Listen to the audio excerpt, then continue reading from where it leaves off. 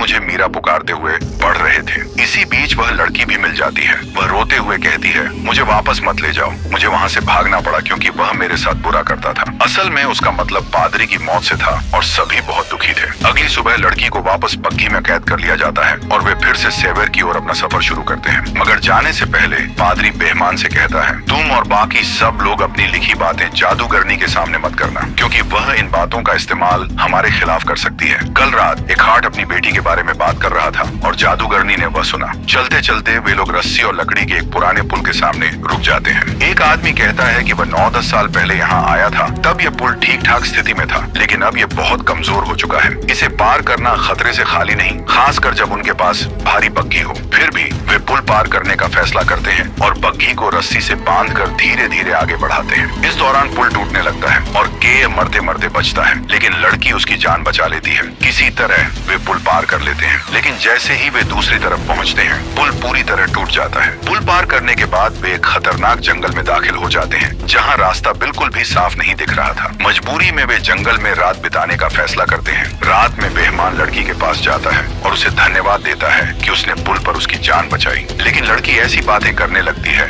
जिससे बेहमान को उस पर शक होने लगता है। रात के बीच में बेहमान की नींद खुल जाती है क्योंकि वह एक बुरा सपना देख रहा था। जागने पर वह देखता है कि एक आदमी हथियार लेकर बग्घी के पास खड़ा है। बेहमान उसे देखकर चौंक जाता है और वह कहता है, इसकी वजह से हम सब मारे जाएंगे, इसे मार डालो, इससे छुटकारा पाओ, कोई हमें नहीं रोकेगा। तभी फेल्सन वहाँ आता है और उस आदमी के हाथ से हथियार छीन लेता है। उसी समय लड़की उनकी बातें सुन रही होती है। अचानक वह भेड़ियों जैसी आवाजें निकालने लगती है। इससे पहले कि कोई कुछ समझ पाता, भेड़िए उन पर हमला कर देते हैं। भेड़ियों से भागते समय एक मार्ग उनका शिकार बन जाता है और वे उसे बचा नहीं पाते। इस बात से बेहमान बहुत दुखी होता है। अगली सुबह वह लड़की को मारने का फैसला करता है, लेकिन पादरी बीच में आकर कहता है, मैं तुम्हें ऐसा नहीं करने दूंगा। बेहमान उसे दूर धकेल देता है। तभी फेल्सन वहाँ आता है और बेहमान से कहता है, मंजिल पास है, हम ब्रेक पर पहुँच गए हैं। बेहमान अपना इरादा बदल देता है और गिरजाघर की ओर अपना सफर जारी रखता है। रास्ते में फेल्सन कहता है, जब यह सब खत्म हो जाएगा तो मैं उस जगह जाना चाहूंगा जहाँ मेरा जन्म हुआ था। जब वे गिरजाघर पहुँचते हैं तो देखते हैं कि वहाँ के सभी सन्यासी महामारी के कारण मर चुके हैं। फादर एक प्रार्थना की किताब उठाता है और अब वह अकेला ही बचा होता है। वह लड़की पर कुछ मंत्र पढ़ने की कोशिश करता है, लेकिन तभी लड़की का असली राज सामने आता है। वह